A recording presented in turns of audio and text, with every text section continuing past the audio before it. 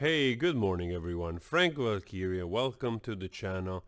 I wanted to do this video not to speculate on the news and on the tragedy of the passing of Kobe Bryant, but after I watched the news and I heard about also other, four people dying with him in the helicopter crash, including his daughter of 13, it just left me shocked a little bit. It left me shocked because you realize first of all how weird it is to somehow feel connected to people that you don't know.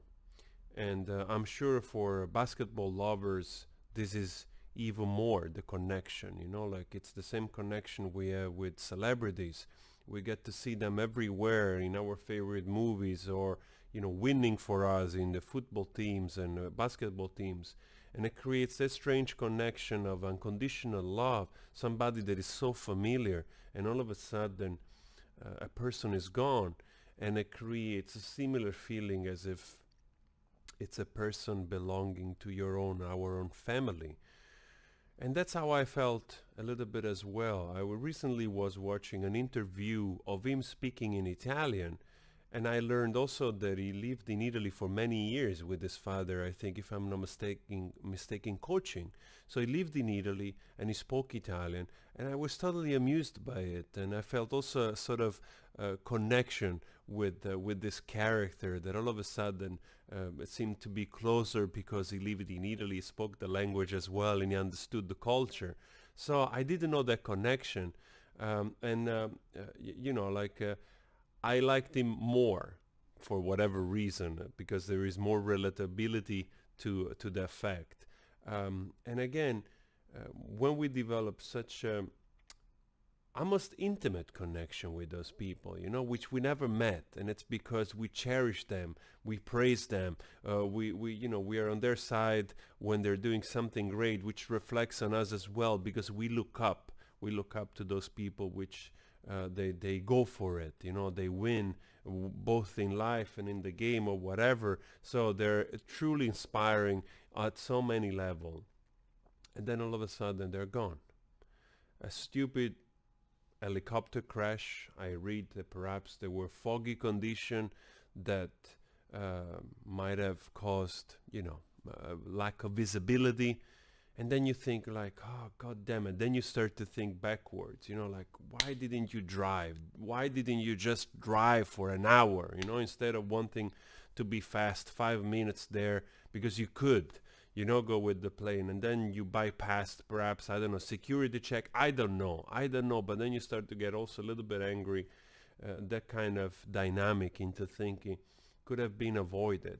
But anyway, the point of my talk here is that all of a sudden that we don't know those people, we feel empathy. We feel incredible empathy towards those people we never met, because they've been so much part of our lives for whatever reason, through sports, through movies, through all kinds of things.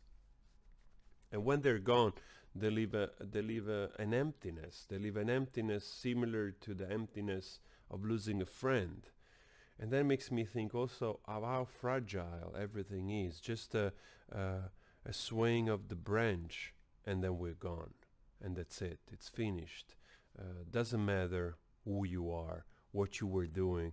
Doesn't matter the level of accomplishment that you've reached. Doesn't matter how healthy you are. Doesn't matter your legacy. You won't be here, at least in this material world, physical world of cells and energy and so on and so forth. And it really makes me sort of ground myself and look at what I have around me, what you have around you in this moment, and cherishing it because it's so transitory. Everything is so incredible transitory that tragedy as such, they really put a perspective on all the things which are necessary in our lives, all the distractions, all the things that perhaps are keeping us from living our fullest life, achieving our own goals, like in this instance, like Kobe Bryant has done with his own life, going for it and being the best he could be in his own field. Those things that make you see how fragile our environment is. that we have to get prepared for those events of life, of losing people around us, that none of us want to be prepared, for it. And we all wish we could avoid, because there's such emotional intensity to it. And again, when you see such a things, the only thing you can think of, it's both sadness and appreciation. Sadness because we don't know how, at least so far, we don't know how to be in communication with people that physically are not with us here anymore, and we always will miss them. And great gratefulness because we are alive. We are alive living our life. And that's something that you always have to be grateful for. But for some reason, that value enhances in comparison to tragic events of others. That's always a catalyst for reminding ourselves, or diseases or illnesses, always a catalyst for us to remember how valuable our mundane existence is.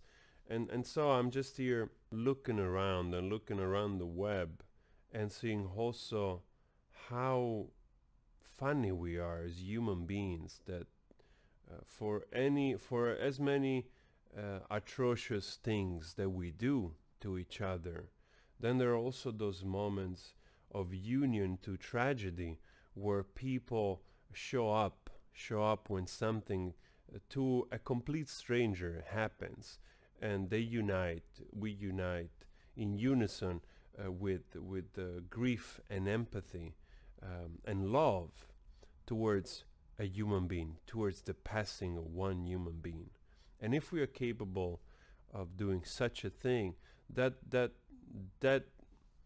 fact gives me and rejoices me, gives me hope for a better future. I know that might sound silly in this moment, but observing such behavior in human nature, it's the very thing that makes me be hopeful for the future. Yes, it does.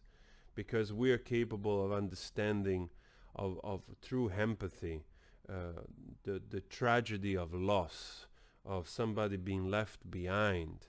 And this happens every day. Probably yesterday, the same day Kobe Bryant died in an accident, and he's a megastar, there probably have been so many more other deaths of people by illnesses, by accident around the world.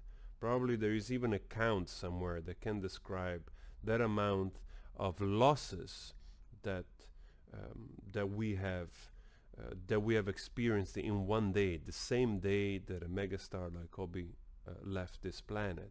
And that also makes you sort of, if you do a transition from the feeling that you have towards a person that you don't know, and extend it to all those other people which they're going through the same thing in that day, yesterday, through experiencing the loss of somebody in their life, then it really urges you to change a little bit perspective about your environment. And it's also a reminder, I think, of when you meet other people, of always opting for kindness. It's not always possible, of course, but those things to me personally always remind me to be kind towards other human beings. We are truly here in a transitory state, just a blow of the wind, a shake of the branch, and then we're gone. And all it's left, it's whatever we were doing, whatever we were in the memory of the people that loved us. And for people which they are celebrated through their success, that perhaps is magnified. And for people which they are known, they're only remembered through the close circles of the very few people that loved them. And at the end, it's all the same. It's all the same. We're all the same, and we end up all of us in the same way. And all I can think of is just extending and embracing and just sharing the most love and kindness you can give to one another. That's all I can think of. That's all I can think of, because there is nothing else. There is really nothing else that matters. So anyway, I just want to share some of my thoughts, because like many of you, I've experienced this news in my own way, and I'm trying to metabolize it also in my own way with my own connection and thoughts connected to it. So always spread love, and all my prayers and condolences goes to the family which he left behind. Unfortunately, also to the other people which were in the crash, which I don't know who they were, and condolences to them as well. And we are all the same. We are all here, and if we can, let's try to love each other. I'll see you later. You take care.